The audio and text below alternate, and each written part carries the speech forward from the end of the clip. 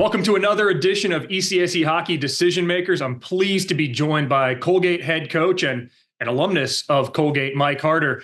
Mike, you were an All-American on the ice at Colgate. Your resume there is beyond impressive, and it's germane.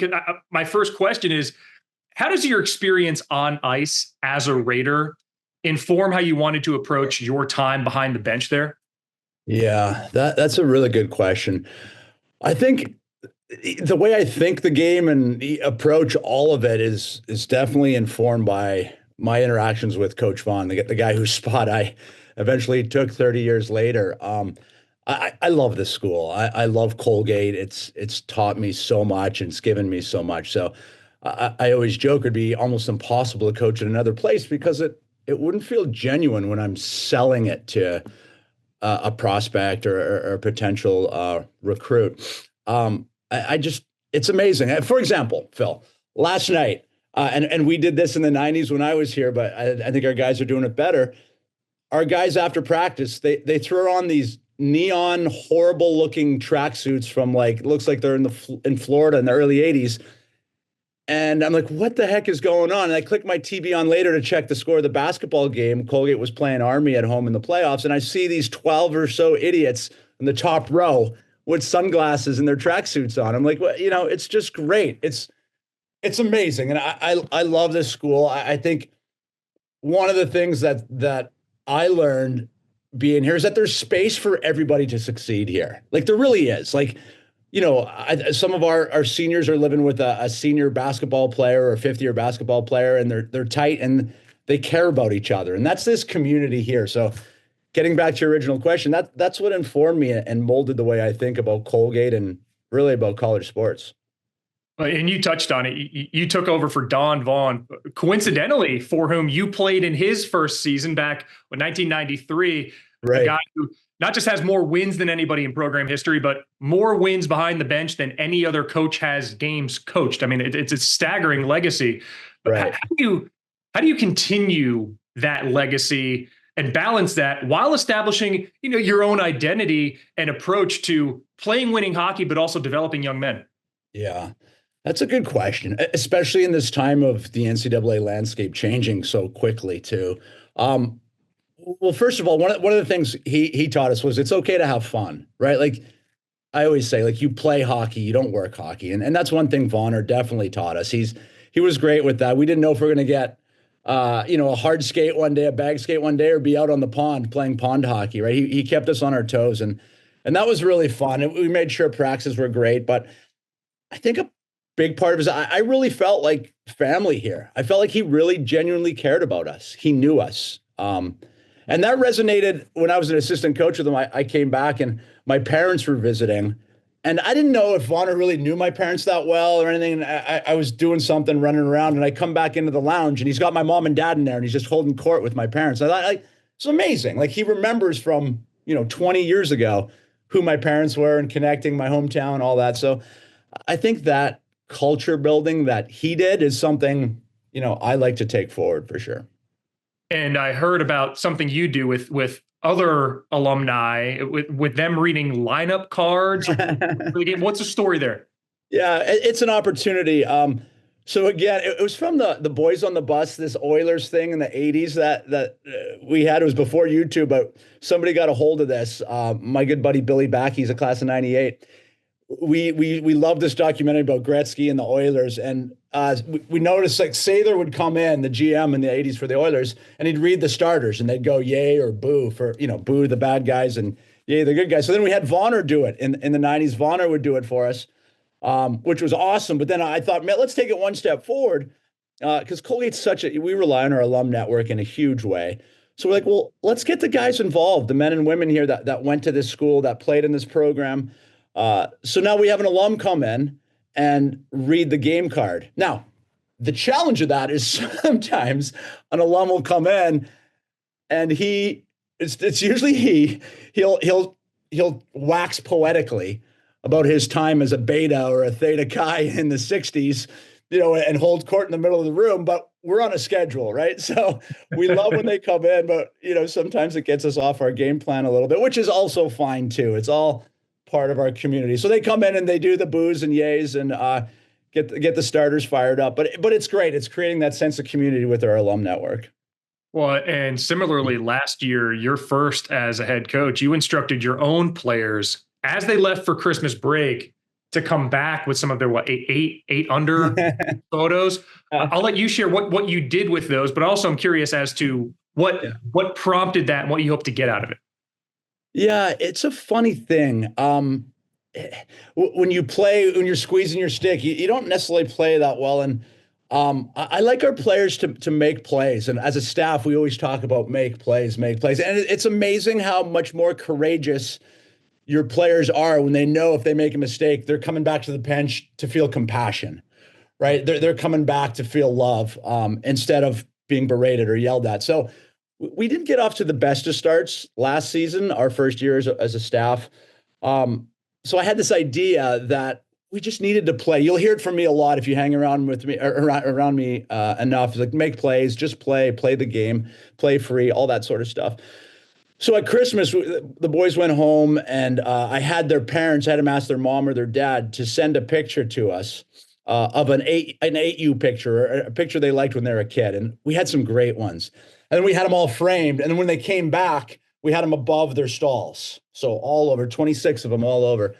And it just changed the feel in the room. It was really something. And I talk about it a lot. I use it a lot as, look at that picture. Like, how did you feel in that picture? Can you remember the joy you felt of playing hockey? Do you remember who took that picture? What they sacrificed to get you there in that game?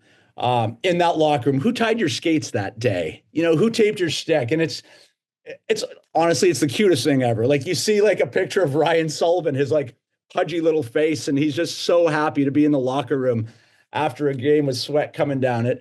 It's amazing. And it changed the feel of the room. And we started to just play and we went on a great tear. I think we went 12-2 in the second half last year. And we didn't lose a home game until we did in the playoffs. But it also, you come in the room after a hard first period, and, I come in the room and I see all these pictures around of these kids. It's hard for me to yell at them and to scream at them. We're just kids playing an adult game right now, or adults playing a kid's game is probably the right way to put it. So it changed things. So I can often refer to that, and it's kind of fun. And the guys changed their picture from year to year now. A few made some changes because they wanted a different one, and it's really great. It's fun. And then when we have parents come through into the locker room, we had the moms read the game card on senior night, which was a lot of fun. And they got a blast out of seeing those pictures because they remember where they were, who took that picture, however that went. I mean, you look around this league and there's passion everywhere. There's respected programs and amazing institutions. Passion and compassion are different things, and that approach you're saying is not universal. What is it you think that I guess prompted you to stay so mellow, so aware of the players' emotions and get the most out of them, like you're describing? Yeah, it's a funny thing, right? Like even look at Tortorella in Philadelphia. He used to be the Iron Chef or the Iron General, right? He would yell and scream. Like he's not that guy anymore.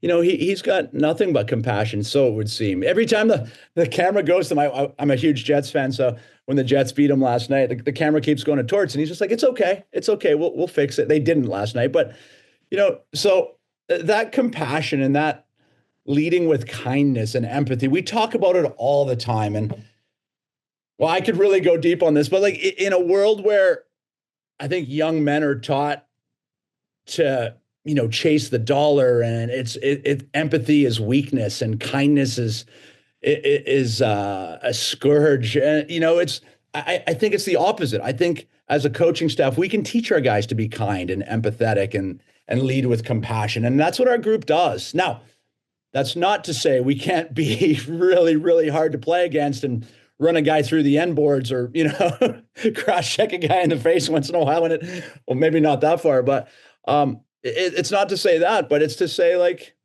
we got your back and they have each other's backs. And I think that's really important because the messaging they hear sometimes from other leaders is that just get yours and be mean and, and that's okay.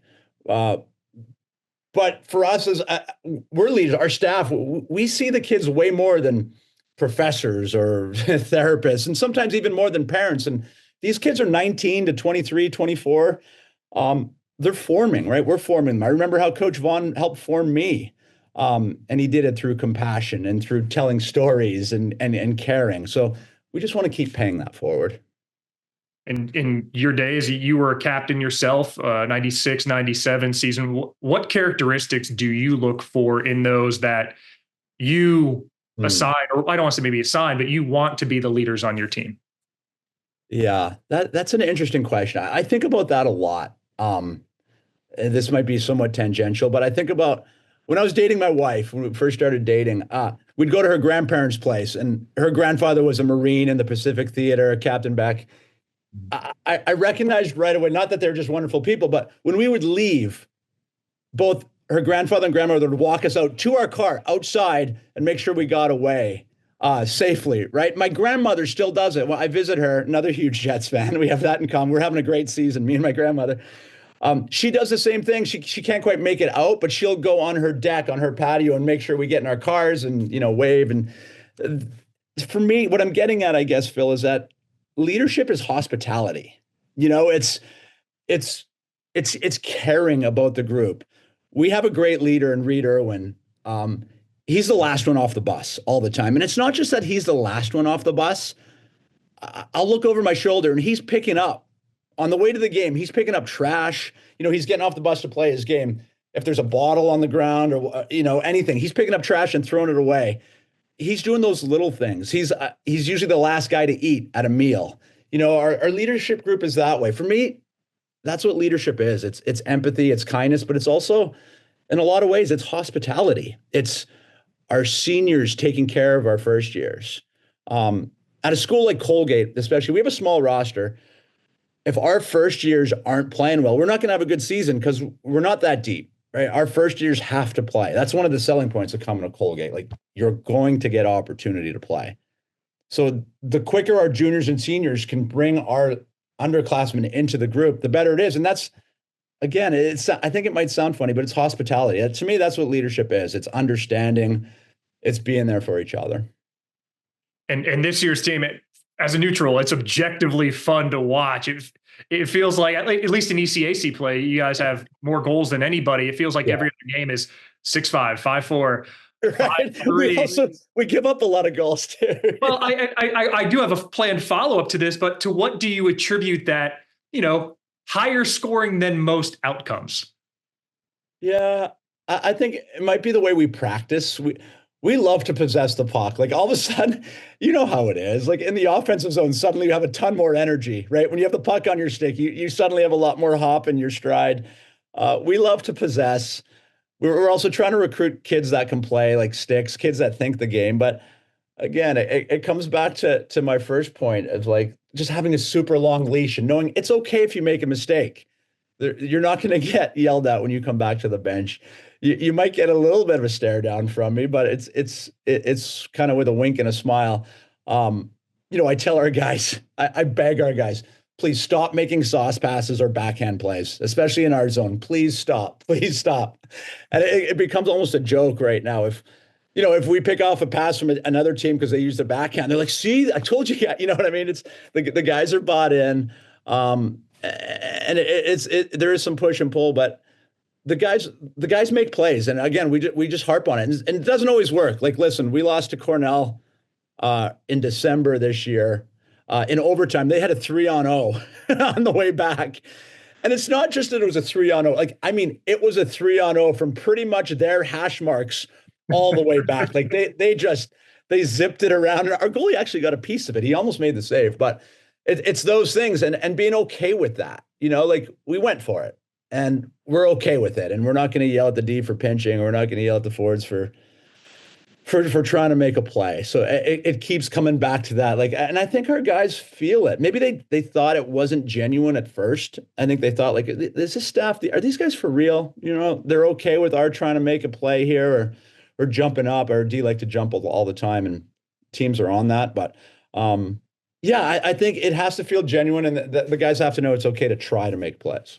Well, and I mean, I hate cross sport analogies, but you look at the Detroit Lions and Dan Campbell said, hey, we go for it on fourth down all the time because Yeah. if we get to a point where we have to go for it on fourth down, I don't want my guys feeling pressure. I'd rather us be more comfortable in that scenario. If it is a track meet and you look up after 40 minutes and it's 4-4, how have you seen your guys, I guess, be maybe more comfortable in that scenario? Yeah, it's a funny thing, right? Like you try to find ways to put pressure on guys when there aren't necessarily pressure situations, so that at this time of year, hopefully we can react better to it. I love that going for it on fourth downs. Like I think that's super fun. I love pulling our goalie in odd situations. I talk about with our staff a lot, like should we make a 5-on-3, a 6-on-3? I haven't won full staff approval on that, but I do like those ideas. We've pulled the goalie a few times with 10 minutes left when we're down a goal or two and we get a power play. We just pull them to make it a 5-on-4, 6-on-4. Sometimes it works and sometimes it doesn't, but it's a way of, to your point, Phil, of putting extra pressure on guys when, they're in a situation that might not call for it.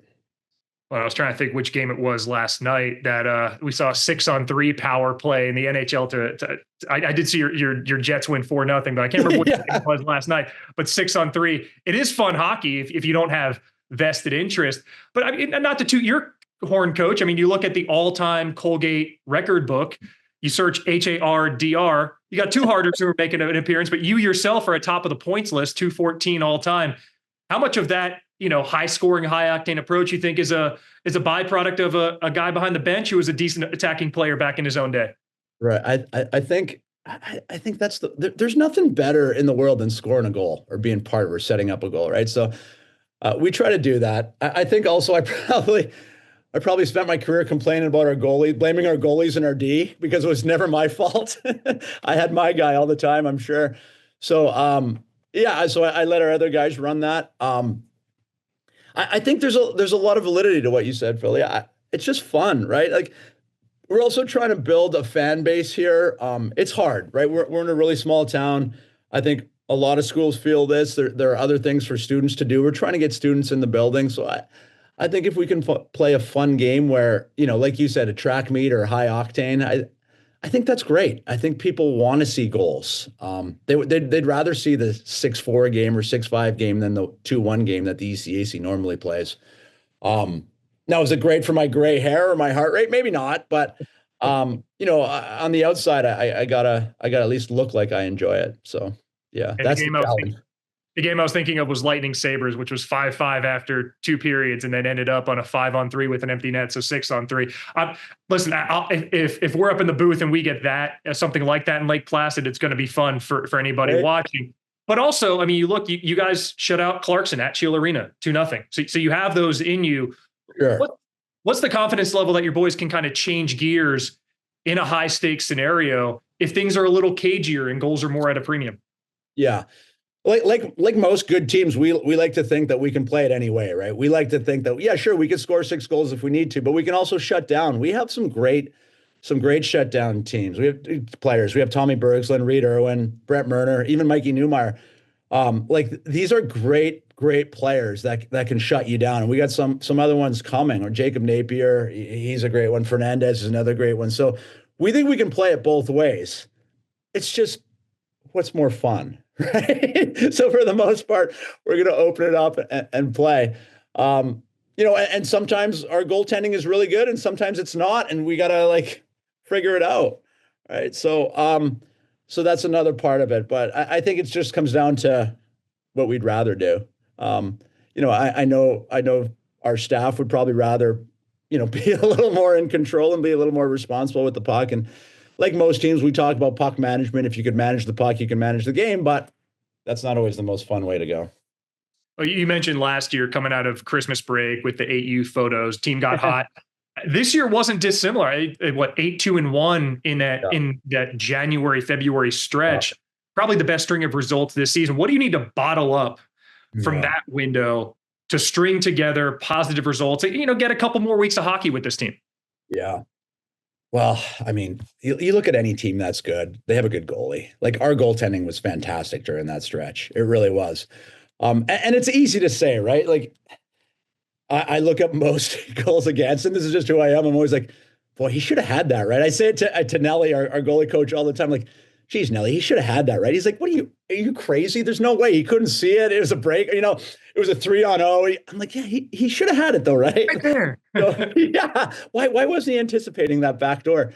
So it comes to goaltending. We really had great goaltending during that stretch. There's no doubt. So if we can catch that, like any team though, if you can get goaltending, you can go a long, long way in the NHL and college hockey and youth hockey, whatever it is. That's the secret sauce. I think a team plays a lot better in front of a goalie that they're confident with. That they can make moves. They can angle you to places and wedge you to places you don't want to be. And we're willing to give up shots, and then we can take the puck the other way. But I hate saying it, but it's goaltending. Sometimes it's a simple game. Coach, last question for me. Thank you so much for being so generous with your time. Great. Macro level. Yeah, you have teams, you have programs. If you and I are having this conversation 12 months from now, how will you define a successful year for Colgate men's hockey? Yeah, it's funny, right? Like our objective is always to finish in the top 4, so we get the bye, right? And we did it last year, and then we lost against a really hot goalie and a good St. Lawrence team. We got upset. I think we threw 85 pucks on the net in 2 games, and we lost them both.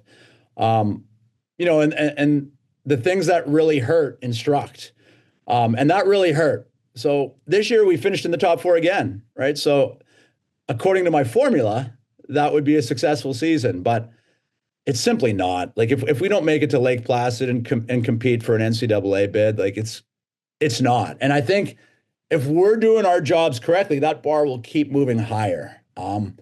I think a lot like in pro hockey, a 20-goal season is a marker for a lot of players. I think in college hockey, a 20-win season is a marker. We're sitting at 18 wins right now. If we can get 2 more and make it to our tournament, our 4 in Lake Placid, then we're talking about some satisfaction maybe. But again, I know for a fact if we get there and lose on Friday night, we're going to be unsatisfied. And, again, the things that hurt instruct. So we'll want more. So I think anything short of playing in the NCAAs, isn't fully a satisfactory season. So, and I'm not trying to imply anything with opponent, but is there with the reseeding, is the 8-9, the Brown Princeton at 7-10 pairing? Are there any of those at onset you're looking at most closely? Like I should be doing my homework as you sit there and watch the game on ESPN Plus? No, no, not at all. I mean, it's a funny thing, right? Wouldn't it be fun if the top seeds could choose who they wanted to play? Yeah, like a draft. Something. Just add to the rivalry, like, hey, Cornell, we want you. Like, just feed into that rivalry, which is a great one we have with them. But no, it could be anybody. Like our league is so tight, it could be, almost anybody. We finished 3rd, so it probably limits us to like the, 5, 6 through 10, but could be anybody. And they come in again with a hot goalie. Listen, we played St. Lawrence last year. St. Lawrence hadn't won a road game since October. Yeah. We were ready for them. We were feeling really good about it. And then, they come in with an amazing goalie and they teach us a lesson. So, it could be anyone. And no matter what, it's going to be a battle. It's going to be overtime. It's going to be a 1-goal game. It's going to be a 1-mistake thing. So it's going to be super exciting. And I just love it. Coach Mike Harder, thank you so much for making time for us here on the ECAC Hockey Decision Maker Series. It was an absolute joy to talk some hockey with you. Hope to do it again soon. Thanks, Phil. Looking forward to it.